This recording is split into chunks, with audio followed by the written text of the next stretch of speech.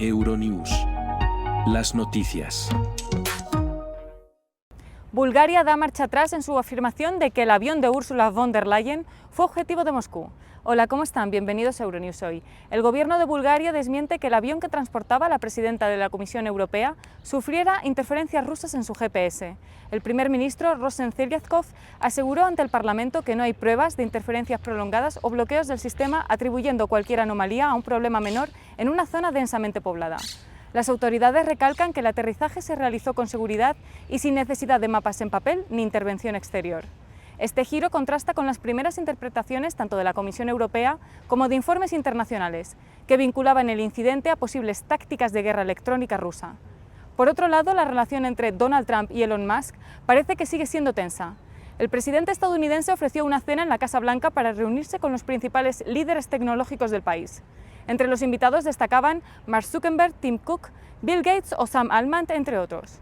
Musk ejerció como asesor gubernamental y tuvo una fuerte ruptura pública con Trump este mismo año. Fue la gran ausencia de la cena, aunque había sido invitado, y sí envió a un representante. El evento sirvió para dar importancia a las inversiones nacionales en inteligencia artificial. Les contamos todos los detalles en nuestra página web. Comenzamos con el informativo. Las autoridades búlgaras niegan las sospechas de que Moscú haya interferido en la señal GPS del avión en el que viajaba la presidenta de la Comisión Europea, Ursula von der Leyen. Las familias de los rehenes tienen previstas protestas en todo Israel para conmemorar los 700 días transcurridos desde el ataque de Hamás del 7 de octubre. La credibilidad de la Unión Europea se está desmoronando por su postura frente a Israel, según el gobierno belga. Las autoridades búlgaras niegan las sospechas de que Moscú haya interferido en la señal GPS del avión en el que viajaba la presidenta de la Comisión Europea, Ursula von der Leyen. Esto se produce pocos días después de que la Comisión citara al gobierno búlgaro para sugerir que el incidente se debió a una flagrante interferencia de Rusia. El primer ministro búlgaro Rosen Zelyadkov declaró el jueves ante el Parlamento que el avión de von der Leyen no había sufrido interferencias ni bloqueos prolongados. El avión de von der Leyen, según los datos de seguimiento, habría dado vueltas durante 9 minutos antes de aterrizar en el aeropuerto de Plovdiv. Algunos analistas creen que la señal GPS del avión podría haber sido víctima de una suplantación de identidad en lugar de interferencias. La suplantación es una práctica muy sofisticada a la que solo pueden acceder agentes estatales y que es indetectable con instrumentos convencionales. Un ingeniero de telecomunicaciones declaró a Euronews que un avión con buena señal dando vueltas en círculo suele ser un indicador de suplantación. Otros analistas creen que el GPS del avión podría haber funcionado mal, lo que también explicaría el incidente. Zelyadkov ha ordenado a las autoridades que sigan investigando el asunto. El presidente Putin asegura que es prácticamente imposible llegar a un acuerdo con Ucrania sobre cuestiones clave para poner fin a la guerra. Vladimir Putin afirmó además que Moscú considerará objetivo legítimo de destrucción cualquier despliegue de tropas extranjeras en suelo ucraniano. En un discurso pronunciado en el Foro Económico Oriental de Vladivostok, Putin añadió que no ve ningún sentido a la presencia de un contingente militar extranjero en Ucrania en caso de que se lleguen a sentar las bases de una paz duradera y exigió por su parte garantías de seguridad para Rusia en los esfuerzos de tregua liderados por Estados Unidos.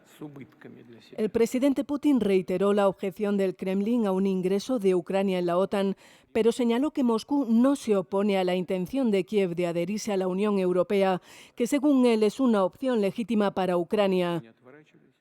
Estos comentarios se producen después de que Volodymyr Zelensky y Emmanuel Macron anunciaran el jueves que 26 estados europeos están dispuestos a desplegar una fuerza de seguridad en Ucrania tras la guerra, aunque puntualizaron que la llamada coalición de voluntarios debe contar con el respaldo de Estados Unidos.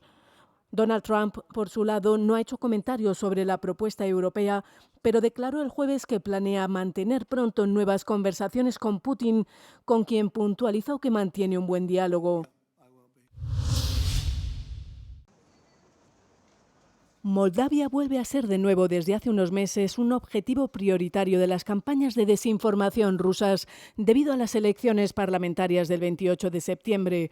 Las autoridades de Chisinau han identificado varias vías por las que Moscú intenta influir en la situación interna. Una de las más insidiosas, según el gobierno moldavo, es a través de la Iglesia Ortodoxa rusa, que se ha convertido en un vector para difundir ideas prorrusas y campañas de desinformación. En este momento tenemos 10 áreas principales en las que Rusia está actuando e intenta desestabilizar a la República de Moldavia. Y por ejemplo está el uso de la Iglesia en nuestro país con fines de propaganda y desinformación en interés de la Federación Rusa. La Comisión Electoral Central ya ha registrado casos de sacerdotes ortodoxos implicados en actividades de propaganda política. La autoridad electoral de Chisinau advierte de que la participación de la Iglesia en la campaña electoral es contraria a la ley y ha pedido a los representantes de las confesiones religiosas que se abstengan de realizar actividades políticas. Creo que el objetivo claro es ralentizar o detener definitivamente la adhesión de nuestro país a la Unión Europea, mantener a la República de Moldavia en la zona gris de influencia de la Federación Rusa, extender este arma geopolítica que es la Iglesia Metropolitana de Moldavia sobre las mentes y los votos de las personas que asisten frecuentemente a misa en la República de Moldavia. Desde la perspectiva de Bruselas, las elecciones moldavas del 28 de septiembre serán una fecha clave para el futuro de Moldavia. Si ganan los partidos prorrusos, se congelarán las negociaciones de adhesión a la UE. El martes 9 de septiembre, la presidenta Maia Sandu hablará ante el Parlamento Europeo de Estrasburgo sobre el peligro y los riesgos de la injerencia rusa. With no peace deal in sight, Kiev's allies have gathered on Sin un acuerdo de paz a la vista, los aliados de Kiev se han reunido en París para discutir las garantías de seguridad con el presidente Trump. El presidente francés Emmanuel Macron dijo que 35 naciones forman ahora parte de la llamada coalición de voluntarios y 26 de ellas se han comprometido a ayudar a Ucrania tras la guerra con el envío de tropas o material, sino como medida disuasoria en tierra, mar o aire una vez que se alcance un alto el fuego. At sea or in the air once a ceasefire is reached. Macron also insisted that Macron también insistió en que no debe haber un límite al apoyo que recibe Ucrania, no solo para defenderse, sino también para evitar que Rusia vuelva a atacar. También confirmó que ya no se trata solo de palabras, hay un documento militar oficial. Alemania, Italia y Polonia, antes escépticos con esta idea, también se han comprometido a participar, pero el dirigente francés se negó a revelar más detalles, diciendo que se niega a entregar a Rusia ninguna información estratégica. Y por último, los líderes también han acordado más sanciones junto con Estados Unidos si Moscú sigue rechazando un acuerdo de paz.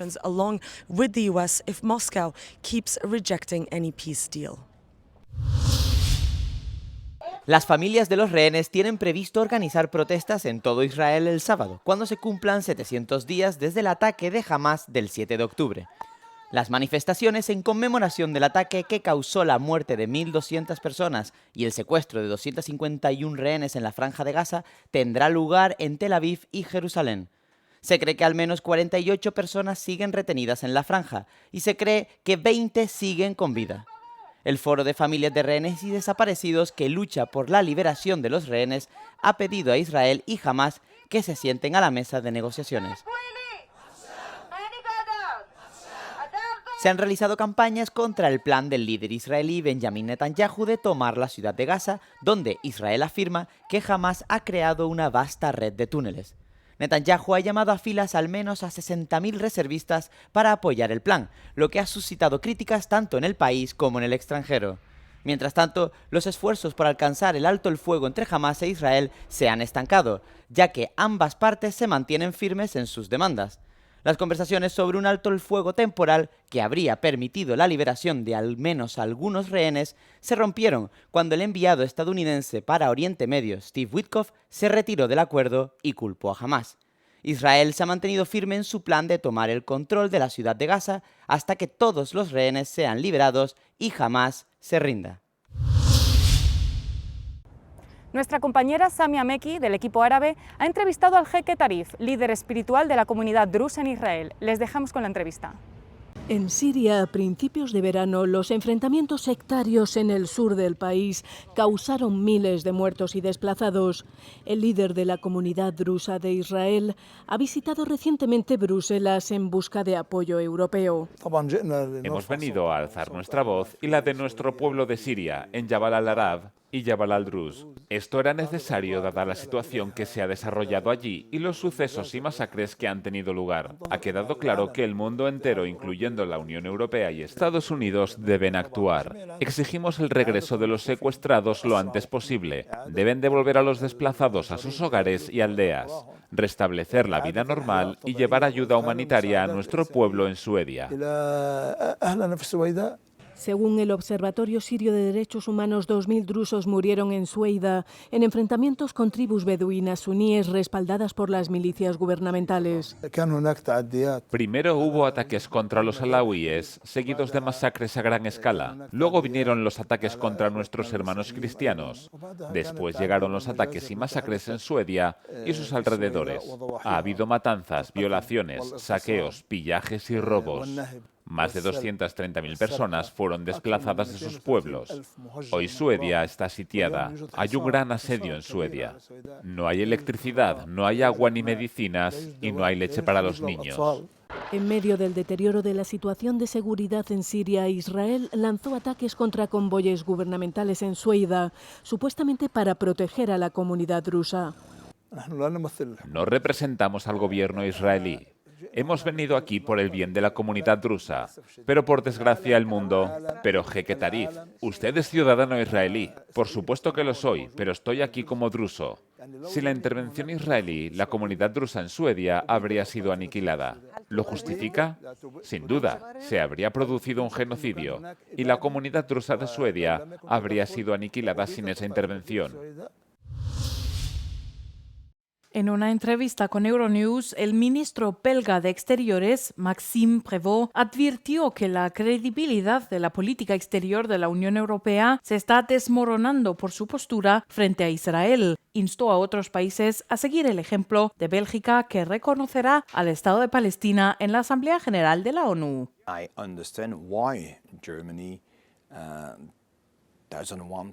Entiendo por qué Alemania no quiere adoptar sanciones contra Israel, por razones históricas. Pero también he visto que Alemania ha decidido, por ejemplo, asumir compromisos firmes en relación con la exportación de armas a Israel.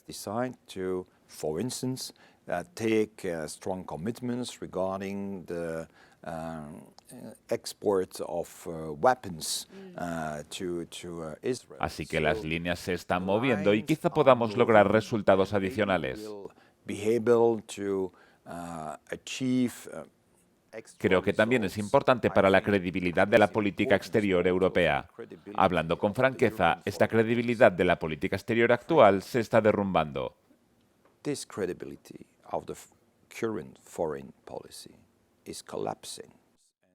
El ministro aclaró que reconocer a Palestina no es una recompensa para Hamás. Recordó que Bélgica exige 2 condiciones, incluida la exclusión del grupo del futuro gobierno palestino. Aunque no se han cumplido, destacó que el gesto tiene un fuerte valor simbólico. Es la mejor manera de decir a Israel: detén la extensión de los asentamientos, detened la forma en que estáis actuando, violando realmente el derecho internacional y especialmente el derecho humanitario.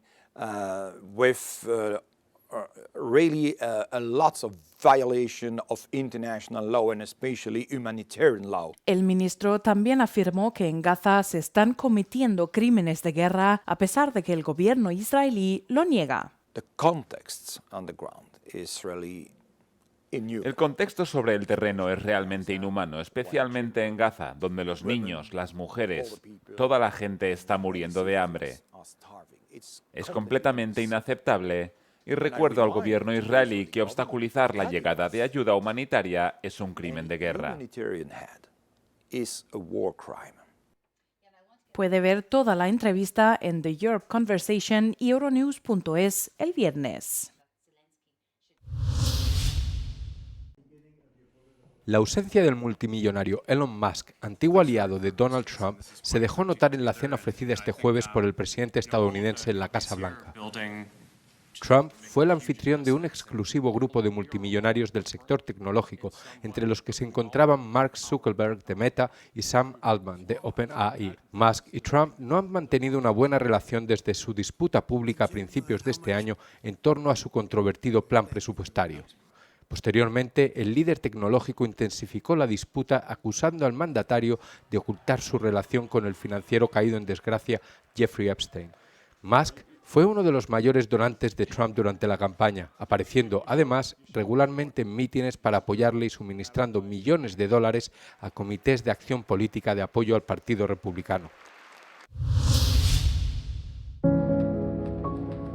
El emblemático diseñador italiano Giorgio Armani ha fallecido a los 91 años en Milán, acompañado por su familia y por Leo Dell'Orco, su pareja tanto profesional como personal.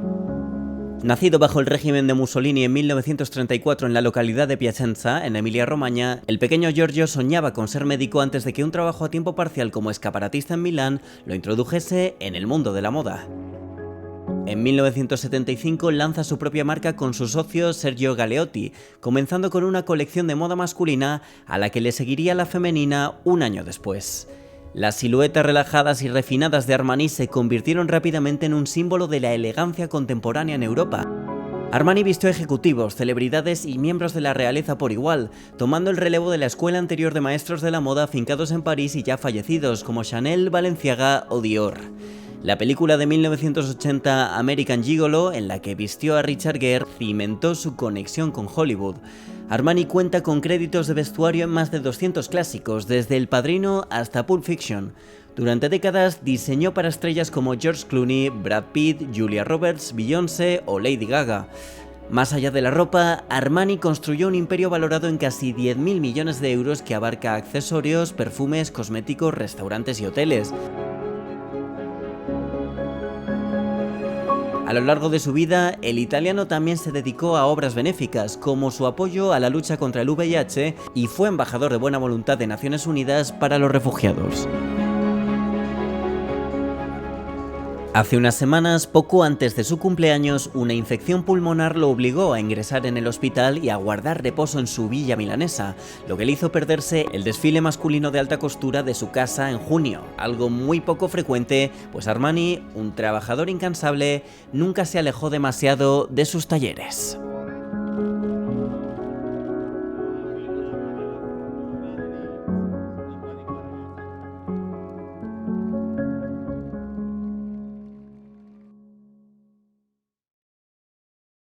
El gasto en defensa de la Unión Europea ha alcanzado un nuevo récord.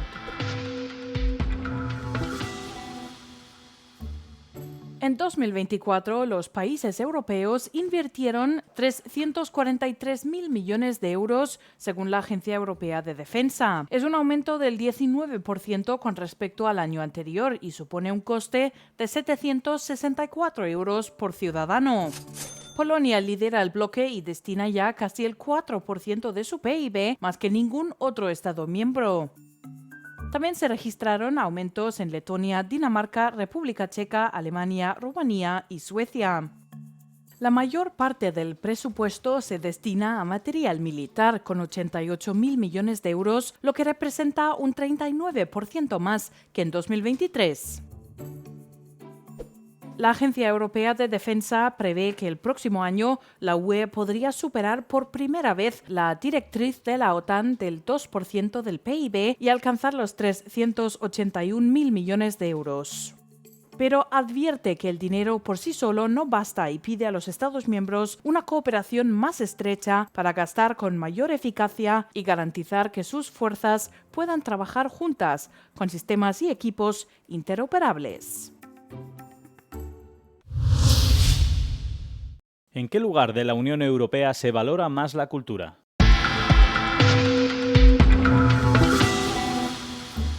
El 79% de los encuestados afirma que la cultura es importante para ellos, lo que supone un aumento del 2% respecto a la anterior encuesta de 2007. Esto es lo que muestra la última encuesta del Eurobarómetro. Las puntuaciones más altas se encuentran en Luxemburgo, Chipre e Italia. Las más bajas son las de Alemania, Austria y Rumanía. Pero la cultura no es solo personal. Para más de 8 de cada 10 europeos, la cultura y las artes son importantes para el bienestar y el desarrollo económico del lugar donde viven. Una vez más, Luxemburgo, Portugal e Italia están a la cabeza, mientras que Bulgaria y Austria registran los niveles más bajos. Casi la mitad de los europeos participaron en actividades artísticas el año anterior a la encuesta, con el baile y el canto como actividades principales. La encuesta se realizó entre febrero y marzo de 2025 a más de 26.000 encuestados de todos los Estados miembros de la Unión Europea y de todos los grupos sociales y demográficos.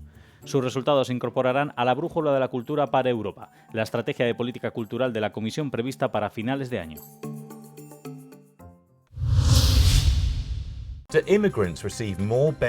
¿Reciben los inmigrantes más beneficios que los bomberos en Portugal?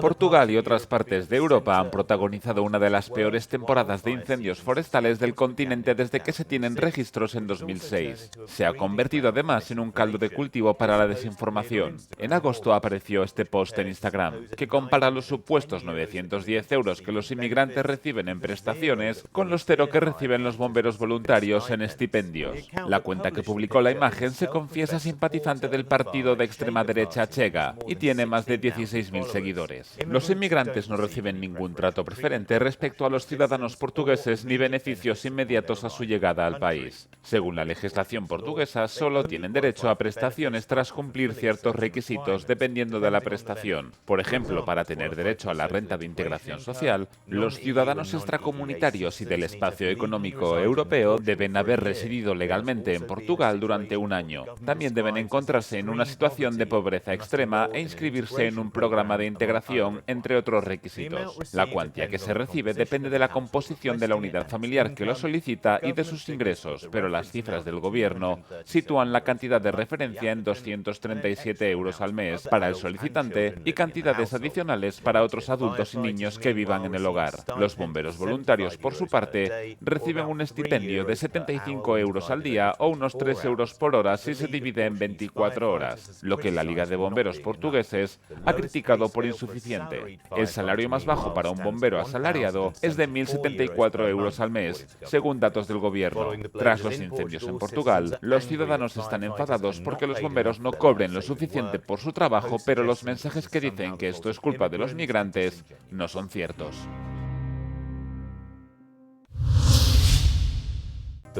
La falsa historia de la enfermera que escribió los nombres de los caídos en Normandía. Una imagen que está circulando por redes sociales muestra a una supuesta enfermera de las fuerzas aliadas de la Segunda Guerra Mundial escribiendo los nombres de los soldados que murieron durante el desembarco el día de Normandía. La foto suele compartirse con leyendas diciendo que los hombres fueron enterrados en tumbas improvisadas en la playa de Omaha antes de que se hicieran cementerios apropiados y que la enfermera Clara Thompson escribió los nombres de cada soldado que atendía. Su cuaderno se encontró supuestamente en el desván de su hija. La imagen ha aparecido en Facebook y X, pero la historia ha sido inventada y la foto parece haber sido generada por inteligencia artificial. Los aliados crearon 8 cementerios militares en los 4 días siguientes al desembarco del día D, el 6 de junio de 1944. Las primeras enfermeras de Estados Unidos y Reino Unido llegaron el 10 y el 12 de junio. En la foto, la supuesta enfermera no lleva el uniforme reglamentario. Los archivos muestran que las enfermeras del ejército que sirvieron en Normandía llevaban un atuendo muy diferente al que se muestra en la imagen. Más de 4.000 soldados aliados murieron el día D. El desembarco condujo finalmente a la liberación de Francia y posteriormente del resto de Europa. En última instancia, allanó el camino a la victoria aliada contra la Alemania nazi. Para más investigaciones y comprobaciones, visite nuestra web euronews.es. Hasta aquí las noticias, gracias por seguirnos. Ahora les dejamos con el tiempo. Como saben, pueden mantenerse informados a través de nuestras redes sociales y nuestra página web. No olviden seguirnos en el canal de YouTube para no perderse ningún Euronews Hoy y compartan el vídeo. Les recomendamos además que se descarguen nuestra app para estar al día de todo lo que ocurre tanto aquí en Europa como en el resto del mundo. Tras la previsión meteorológica podrán ver el vídeo No Comment. Hoy les mostramos una redada contra un grupo de traficantes de droga en Brasil. Buen día y buena suerte. Euronews, el tiempo.